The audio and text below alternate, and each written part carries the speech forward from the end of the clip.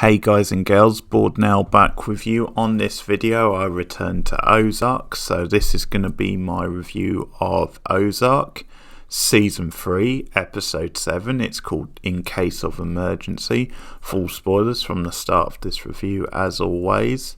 So the fallout from the end of last episode with the whole setup with the truck drop, where obviously Ruth and Ben saw the whole thing, they avoided being killed off, and the sort of fallout from that is that tensions continue between Frank Sr. and between, the birds and Ruth. Obviously there's been friction all along between Ruth and between Frank Jr.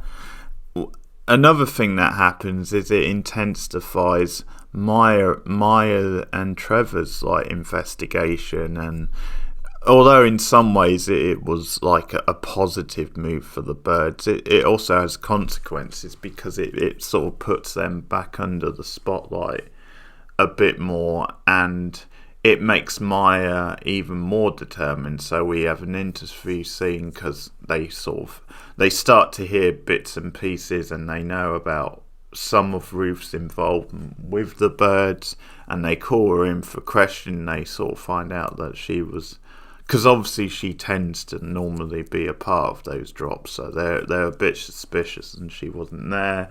Of course it makes sense, and then Helen is her lawyer, and once again I'm really enjoying the stuff with Maya, and you've got Trevor as well, but especially Maya, because it's one thing this whole thing leads to is it actually makes Marty's attempts to get Maya on side and to turn her all that bit tougher to do, because this really gives us something to focus on, and for a lot of the interview Ruth is like no comment, and once again she sort of proves her worth to the cause, Ruth, because she denies everything. She denies, the allegation about, then it was Marty who set this whole thing up, and Marty denies it as well. So although there's a lot of pressure put on them, they both stand firm. So the FBI don't have anything concrete,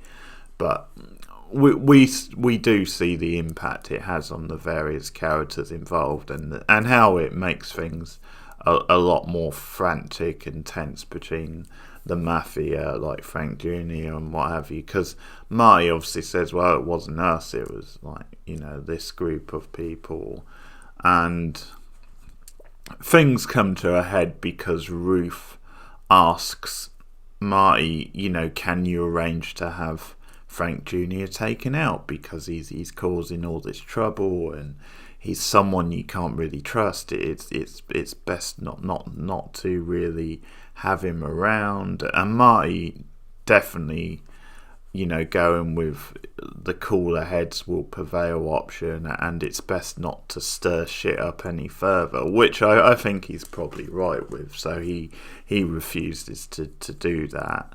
But yeah, things, once again, it's a bit of a tough episode for Ruth, because she gets attacked by the mafia and she gets put in hospital because of her involvement, because of the way she's been going after Frank Jr. and sort of continuing with that whole thing. So she gets beaten pretty badly, she gets put in hospital, and this sort of has certain, again, it leads to certain things moving forward, because it's sort of her in hospital in a more fragile state that leads to Wyatt coming back towards her and visits her at the hospital and is actually sympathetic, because Wyatt finds out in this episode Darlene comes clean. Again, they've got this sort of bizarre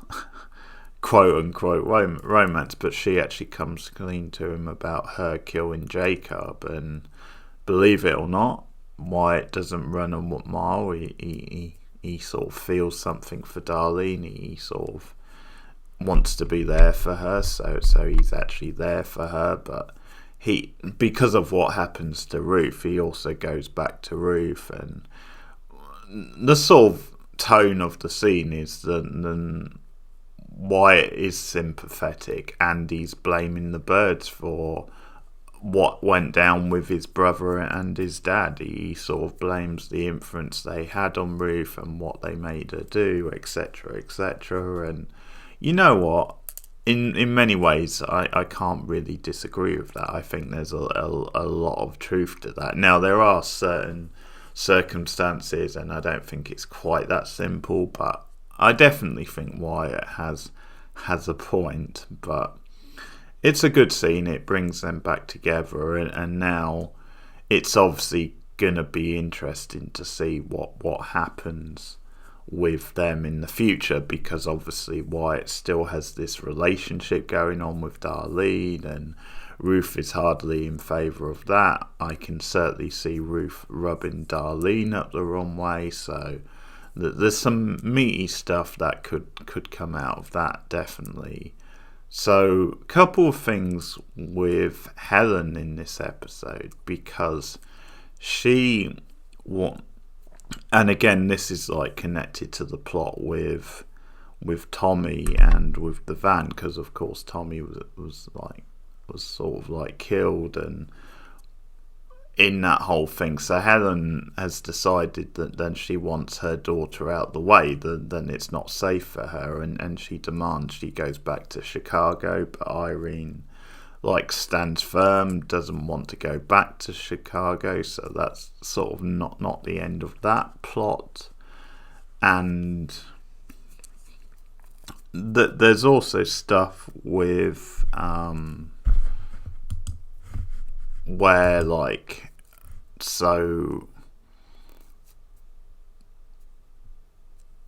so Helen starts finding out about Sue, the therapist they've both been going to. That's Marty and Wendy finds out about her involvement, and they've actually been going to her, and yeah, she's worried about how much they've told her, and that it's really funny the way this whole thing comes out, because they've both been paying her. I actually forgot to mention in the last review that Wendy paid her and is doing what Marty was doing, paid her to sort of vote for her, to sort of agree with her in these therapies.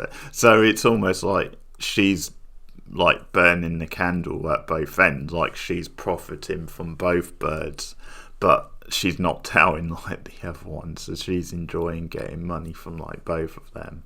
And the telltale sign that then this this fairly poor therapist who is sort of raking it in a little bit is that she's got that flashy yellow card, and I've got car, and I've got the image on screen now, that flashy yellow and black car that she buys herself with the money, and look how excited she is, and Marty's deadpan face as she sees it is just glorious. But Helen and the cartel get wind of this, so they handle it in their own way, and she ends up dead. Poor old sweet Sue ends up dead, of course, and they break in and take the files, and yeah, really Sue had no idea what she was getting herself into, unfortunately. And once again we see the birds, especially Marty, not happy with this. It's sort of an ongoing thing that Marty's no, come on, let's do things in our own way. Let's not keep killing people. And obviously from the cartel's point of view, this is the way to deal with things. It's a problem that needs to be eliminated. It's part of that. But once again, I think how Marty is still...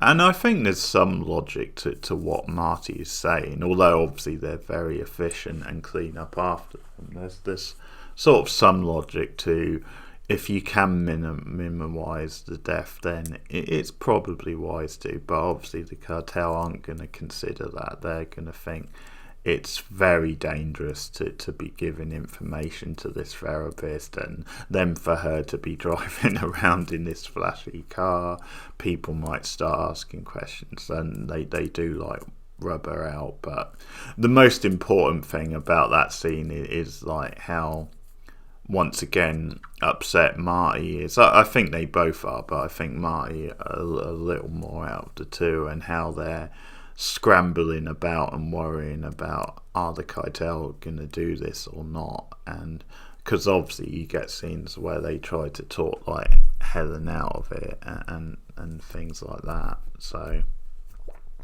and the other big thing when it comes to Maya and the FBI is, because up to now they've really struggled to find anything that's corruptible about Maya, and Marty obviously has had this plan to try and turn her, which becomes even more harder in this episode because of the events of last time. So what they do is they find a weakness in one of her superiors, and they find out that her superior has political ambitions.